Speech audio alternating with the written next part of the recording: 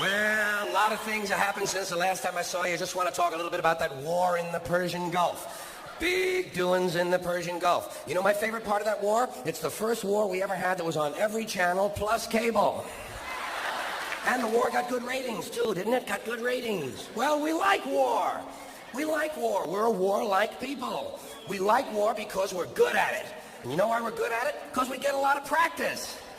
This country's only 200 years old, and already we've had 10 major wars. We average a major war in this country every 20 years, so we're good at it. And it's a good thing we are. We're not very good at anything else anymore. Can't build a decent car. Can't make a TV set or a VCR worth the fuck.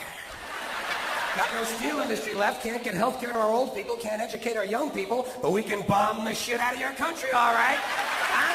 We can bomb the shit out of your country, all right? Especially if your country is full of brown people. Oh, we like that, don't we? That's our hobby. That's our new job in the world, bombing brown people.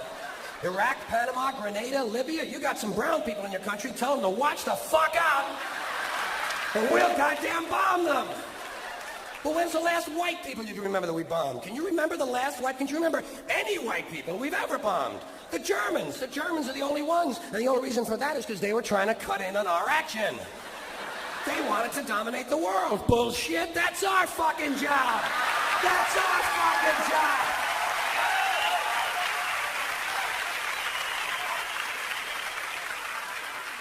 Now we only bomb brown people.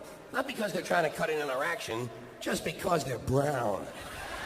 Now you might be noticing I don't feel about that war the way we were told we were supposed to feel about that war, the way we were ordered and instructed by the United States government to feel about that war. See, my mind doesn't work that way. I got this real moron thing I do. It's called thinking.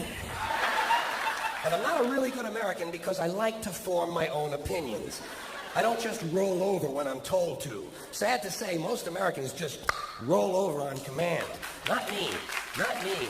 I have certain rules I live by. My first rule, I don't believe anything the government tells me. Nothing. Zero. And I don't take very seriously the media or the press in this country, who in the case of the Persian Gulf War were nothing more than unpaid employees of the Department of Defense, and who most of the time function as kind of an unofficial public relations agency for the United States government. So I don't listen to them. I don't really believe in my country. And I gotta tell you folks, I don't get all choked up about yellow ribbons and American flags. I consider them to be symbols, and I leave symbols to the symbol-minded. To me, war is nothing but a whole lot of prick waving, okay? War is just a lot of men standing around in a field waving their pricks at one another.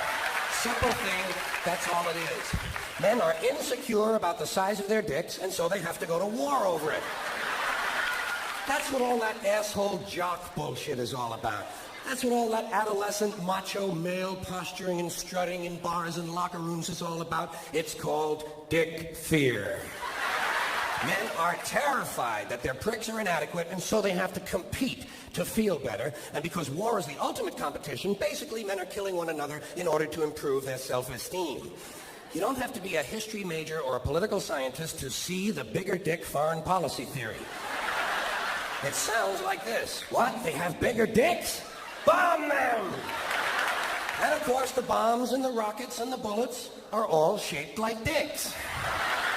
It's a subconscious need to project the penis into other people's affairs. It's called fucking with people. So,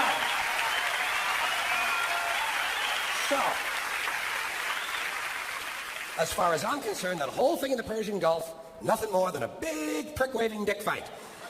In this particular case, Saddam Hussein had challenged and questioned the size of George Bush's dick. And George Bush has been called a wimp for so long. Wimp rhymes with limp.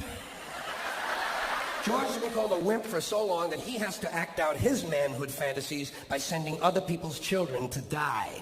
Even the name Bush is related to the genitals without being the genitals. Like Bush is a sort of passive secondary sex characteristic. Now, if this man's name had been George Boner, Well, he might have felt a little better about himself and we wouldn't have had any trouble over there in the first place.